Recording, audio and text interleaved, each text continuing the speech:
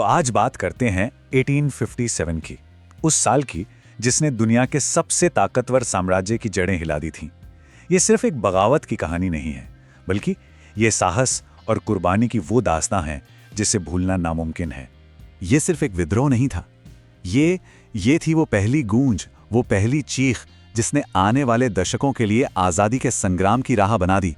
तो चलिए शुरू करते हैं इस कहानी को। कहते हैं ना, बड़ी से बड़ी क्रांति की शुरुआत एक छोटी सी चिंगारी से ही होती है, और 1857 के विद्रोह की कहानी वो भी कुछ ऐसी ही है। एक अकेले सिपाही का साहस जिसकी एक ना ने पूरे देश में एक आग सी लगा दी। तो विवाद की जड़ क्या थी? एक नई राइफल और उसके कारतूस। अब देखिए, जो सिपाही थे, मतलब ब्रिटिश ईस्ट इंडिया कंपनी की फौज में काम करने वाले भारतीय सैनिक, वो अपने धर्म को लेकर बहुत ज़्यादा संवेदनशील थे। और फिर एक अफवाह उड़ी कि इन नए कारतूसों पर गाय और सूअर की चर्बी लगी है और इन्हें इस्तेमाल करने के लिए मुंह से काटना पड़ता था। सोचिए जरा, इसने हिंदू और मुस्लिम दोनों ही सिपाहियों की धार्मिक भावनाओं को कितनी गहरी चोट पहुंचाई होगी। तो माहौल तो पहले से ही सुलग रहा था, और इसी माहौल में मंगल पांडे ने वो कर दिखाया जो कोई और नहीं कर सका था। उन्होंने खुलेआम ब्रिटिश हुक्म मानने से इनकार कर दिया। उनकी चलाई एक गोली वो सिर्फ एक हमला नहीं थी, वो ब्रिटिश सत्ता के खिलाफ पहला खुला हिंसक विरोध था।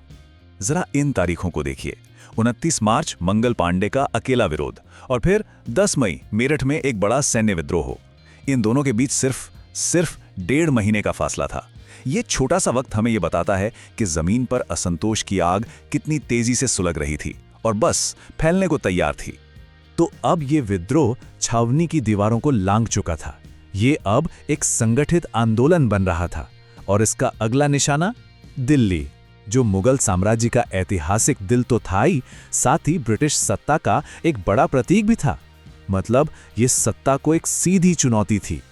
मेरठ में जो हुआ वो कोई अचानक भड़का हुआ गुस्सा नहीं था, नहीं, वो एक पूरी तरह से संगठित सैन्य विद्रोह था। सिपाहियों ने सबसे पहले जेलें तोड़ी, अपने साथियों को आजाद कराया, हथियार लूटे और फिर एक साथ दिल्ली की तरफ कूच कर दिया।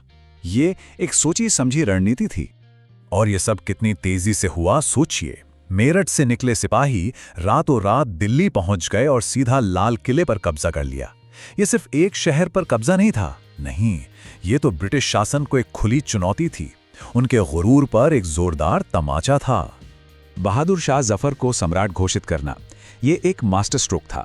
वो सिर्फ एक बूढ़े शायर बादशाह नहीं थे, वो मुगल साम्राज्य के आखिरी प्रतीक थे। उन्हें अपना नेता बनाकर विद्रोहियों ने एक बहुत साफ संदेश दिया था कि ये लड़ाई विदेशी हुकूमत को उखाड़ फेंकने और हिंदुस्तान की अपने हुकूमत को वापस लाने की लड़ाई है। दिल्ली पर कब्जा सिर्फ एक जीत नहीं थी, ये एक इशारा था, एक संकेत। और इस संकेत के मिलते ही विद्रोह की आग जंगल की आग की तरह पूरे उत्तर भारत में फैल गई। अब ये सिर्फ सिपाहियों का विद्रोह नहीं रहा था, ये एक धधकता हुआ देश था जो आजादी के लिए उठ खड़ा हुआ था। और ये विद्रोह कुछ शहरों तक ही सीमित नहीं रहा। कानपुर में नाना साहब, झांसी में रानी लक्ष्मीबाई, अवध से लेकर मध्य भारत तक हर जगह स्थानीय नेता और आम लोग सब इस महासंग्राम में कूद पड़े, और इसी वजह से ये एक सच्चा राष्ट्रीय आंदोलन बन गया। और इन सभी नेताओं के बीच एक नाम ऐसा है जो आज भी हिम्मत और बहादुरी का दूसरा नाम माना जाता है। रानी लक्ष्मीबाई का ये एक वाक्य सिर्फ एक नारा नहीं था, ये उस वक्त पूरे देश की आवाज बन गया था। ये उस अटूट इरादे को दिखाता है जिसके साथ लोग अपनी आजादी के लिए लड़ रहे थे।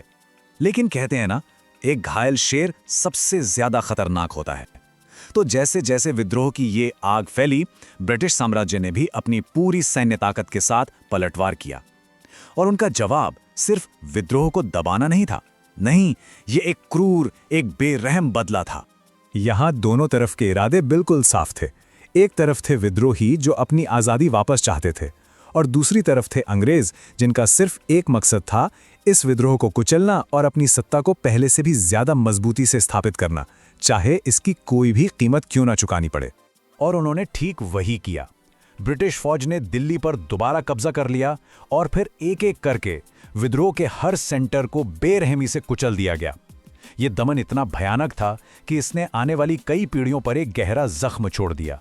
तो 1858 आते आते फौजी तौर पर विद्रोह को पूरी तरह से कुचल दिया गया था। तो क्या ये कहानी का अंत था?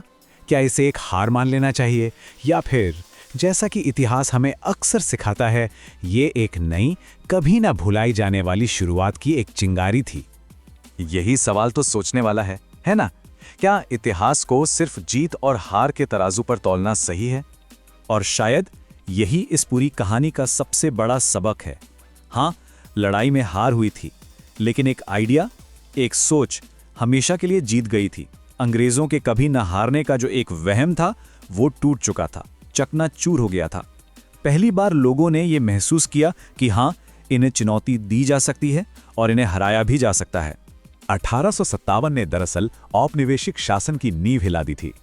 ये वो पहला बड़ा संगठित राष्ट्रीय प्रयास था जो आने वाले आज़ादी के मतवालों के लिए एक प्रेरणा बन गया। सही मायनों में ये भारत के स्वतंत्रता आंदोलन की नींव का पत्थर बना। तो आखिर में 1857 सिर्फ एक साल नहीं था, ये एक शुरुआत थी। ये वो चिंगारी थी जिसने लगभग एक सदी बाद आज़ादी की उस बड़ी ज्वाला को जन्म दिया। तो जाते जाते एक सवाल, कैसे एक असफल विद्रोह, एक हार किसी देश के भविष्य को पूरी तरह से बदल सकती है? इस पर सोचिएगा जरूर।